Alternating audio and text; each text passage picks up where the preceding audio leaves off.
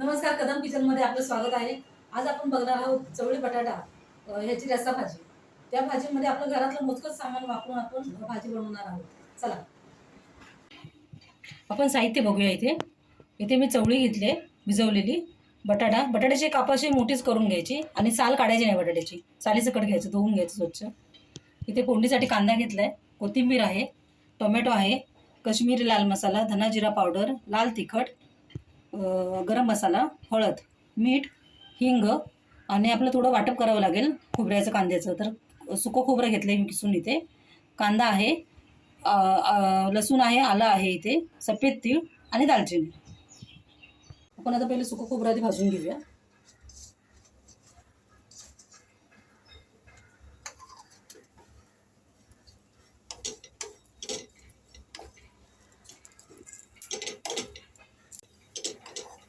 ते सुकं खोबरं आपलं लालसर झालेलं आहे, बस एवढंच भाजायचं, जास्त काळपट नाही करायचं। काढून घेते मी आता।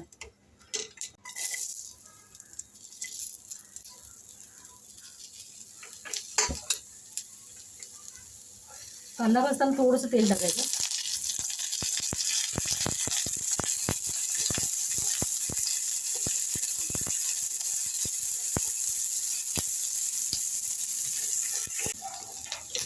इथे कांदा थोडा भाजत आला ना की हे आलं, लसूण आणि तीळ आणि दालचिनी हे टाकून द्यायचं आपण।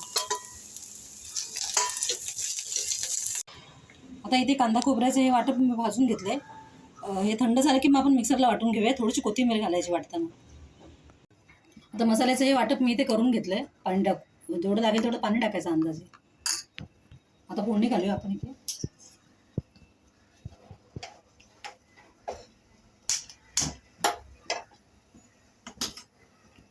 मी कुकरला डायरेक्ट भाजी करणार आहे ही, कारण आपण चवळी शिजवून नाही घेतली ना, डायरेक्ट लावायची कुकरला।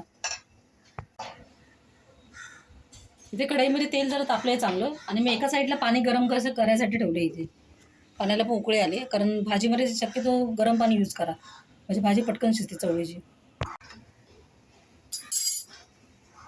कांदा आणि कढीपत्ता टाकून घेऊया आपण पहिले।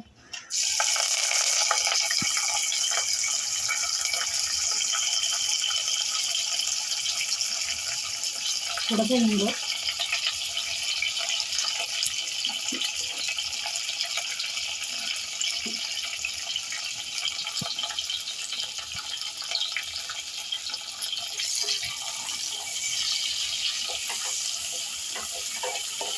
थोडा लालसर झाला ना की आपण इथे टोमॅटो घालून घेऊया।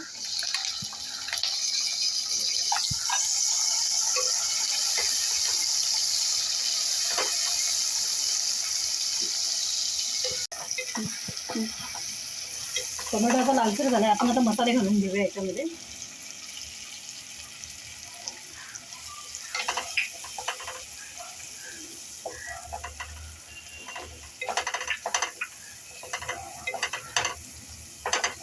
मसाल्याचा पूर्ण कच्चेपणा जो आहे तो जाऊन द्यायचा, तेलामध्ये छान असं एकजीव करून घ्यायचं कांदा टोमॅटोमध्ये।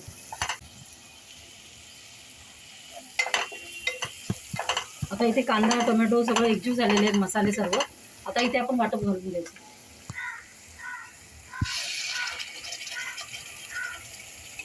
मी ते सगळं नाही वापरणार आहे, वाटप जरा जास्त आहे, मी ठेवून देते बाकीचं।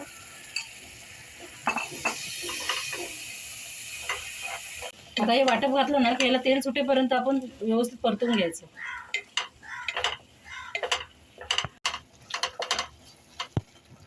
इथे आपला मसाला तेलामध्ये छान परतवून झालाय। आता इथे चवळी आणि बटाटा जो आहे ते आपण भाजी इथे घालून घ्यायची।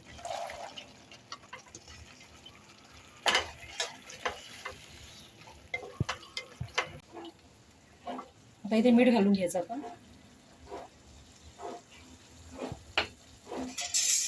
थोडीशी कोथिंबीर, बाकीची कोथिंबीर नंतर घालायची।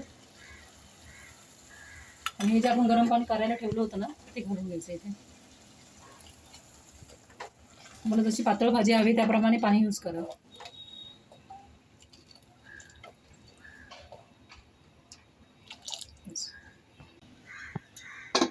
आपण आता झाकण लावून घेऊया कुकरच्या आणि ते 3 ते 4 शिट्ट्या करून घ्यायच्या कुकरच्या। गॅस फास्टच ठेवायचा।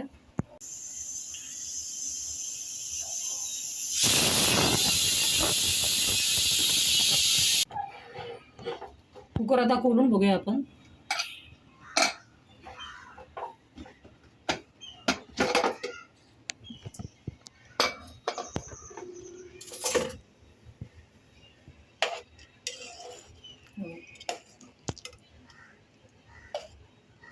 सुंदर अशी भाजी झालेली आहे. अशा प्रकारे आपली भाजीची रेसिपी तयार झालेली आहे.